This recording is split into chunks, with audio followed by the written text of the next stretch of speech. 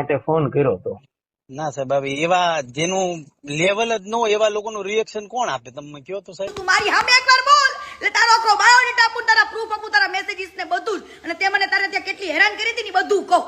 હાલ કેવા છેડતીના ચાડા કર્યા હતા, શું શું કરતો હતો એ બધું કહું તને. મારે મિત્રો ખજૂરભાઈ પણ મેદાનમાં આવી ગયા છે અને ખજૂરભાઈએ કીર્તિ પટેલને જવાબ આપ્યો છે કોલ રેકોર્ડિંગમાં. આપણી પાસે કોલ રેકોર્ડિંગ આવી ગયું છે, પણ કોલ રેકોર્ડિંગ તમને સંભળાવું તે પહેલા થોડીક માહિતી આપી દઉં ને પછી તમને કોલ રેકોર્ડિંગ સંભળાવું કે મિત્રો આમાં બન્યું છે એવું કે અત્યારે ખજૂરભાઈએ કોલ રેકોર્ડિંગ વાયરલ કર્યું છે ને કીર્તિ પટેલને જવાબ આપ્યો છે. કીર્તિ પટેલે ખજૂરભાઈ ઉપર આરોપ લગાવ્યો હતો ને તેનો જવાબ ખજૂરભાઈએ અત્યારે આપ્યો છે કીર્તિ પટેલને.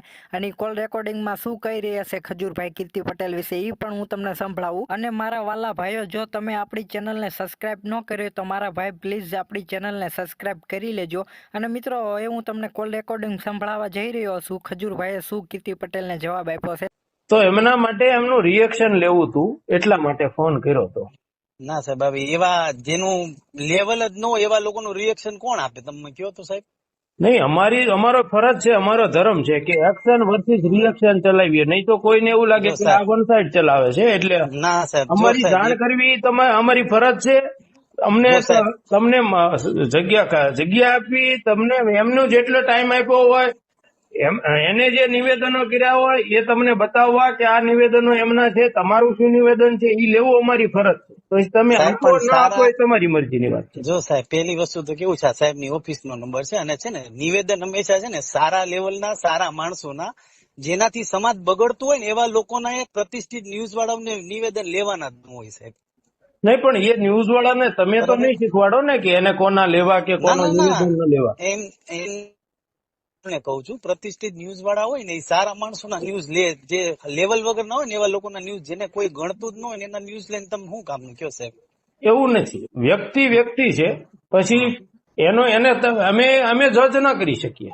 હા, એ તમે તમારી વાત 100% સાચી, બરાબર. એટલે અમે તો પેલાની જેવું છે કે તમને વન સાઇડેડ ચલાવ્યું હોય, કાલ સવારે તમારા ફોલોવર્સો ચાહકો હોય એને એમ થાય કે આ ન્યૂઝ ઉપર આનું ચાલ્યું તો તમારું ચાલવું જોઈએ. એટલા માટે અમે તમારો સંપર્ક કર્યો છે. તમારે આપવું ન આપવું એ તમારી મરજીની વાત છે. જો સાહેબ છે ને આજે માનહાનિ નો દાવો કરશે ને એટલે સાહેબ બધી જે દૂધનું દૂધ છે ને પાણી થઈ જશે સાહેબ. એટલે આજ સાંજે 6 વાગ્યાની રાહ જો, એટલે હમણાં બધી ખબર પડશે સાહેબ. ઠીક છે?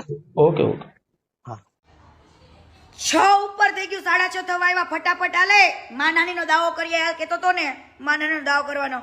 અને શું કેતો તો કે આવા હલકાને જવાબ ના દેવાનો હોય. કેમ? દેને જવાબ, સાચું બોલ જલ્દી બોલ ફટાફટ. અને હું તો કદાચ શબ્દોથી ખરાબ છું, ચરિત્રહીન છું, ચરિત્રથી ખરાબ છું, કુપુષિતનો શિકાર છું. ઘણી બેનો દીકરીઓને તારું પ્રૂફ હું છું. તું મારી સામે એકવાર બોલ એટલે તારો આખો બાયોડેટા આપું, તારા પ્રૂફ આપું, તારા મેસેજીસ ને બધું જ, અને તે મને તારે ત્યાં કેટલી હેરાન કરી હતી ને બધું કહું. હાલ કેવા છેડતીના ચાડા કર્યા હતા, શું શું કરતો હતો એ બધું કહું તને. મારે સામે એકવાર એટલે કહું તને. વર્ષ પહેલા મારી શરૂઆત થઈ હતી એમને મળવાની. હું ટિકટોક ઉપર ફેમસ થયેલી ત્યાર વખતે એમને મારો કોન્ટેક્ટ કર્યો હતો અને એમને મારી લેંગ્વેજ ગમતી હતી, કાઠિયાવાડી લેંગ્વેજ, કે આપણા સાથે કામ કરશે અને આ લેંગ્વેજ સાથે આવશે તો લોકોને વધારે ગમશે. એટલે મને એમને લોકોએ હાયર કરી હતી અને મારી સાથે 9 વિડીયોના સિરીઝ બનાવવાની નક્કી કરી હતી. સ્કૂલના હતા, પોલીસના હતા, એ બધા જ. બરાબર, મેં એમની સાથે કામ પણ કર્યું. કેટલી બહેનો દીકરીઓ સાથે ખોટું થયેલું છે, કેટલી બહેનો દીકરીઓ માટે એને એવું કર્યું છે કે કોઈ પણ છોકરી એના ત્યાં કામ કરવા આવે ને એટલે આ ભાઈ પહેલી વાર વિડીયો સારો બનાવે, એની સાથે શાંતિથી બનાવે, થોડો ટાઈમ એની સાથે રહેવાનું. ત્યાં એને પાછું એવું છે જે એક્ટિંગ કરે ને એને પછી ત્યાં જ રહેવાનું, ત્યાં ખાવે ને, એ રીતના આખો સેટ બનાવેલો છે બારડોલીમાં. એટલે પછી ધીરે ધીરે થતા છોકરીને પ્રપોઝ મારવાની, એનો ભાઈ બેન બનાવે ને આ બાજુ ત્યાં પ્રપોઝ મારે, અને એવી રીતના કોમ્પ્રોમાઇઝ કરવા માટે એક્ટિવ. પણ ઘણી બધી છોકરીઓ મજબૂરીના નામે બિચારી કરતી હશે ને ઘણી બધી છોકરીઓ મારા કોન્ટેક્ટમાં પણ અત્યારે આવી છે.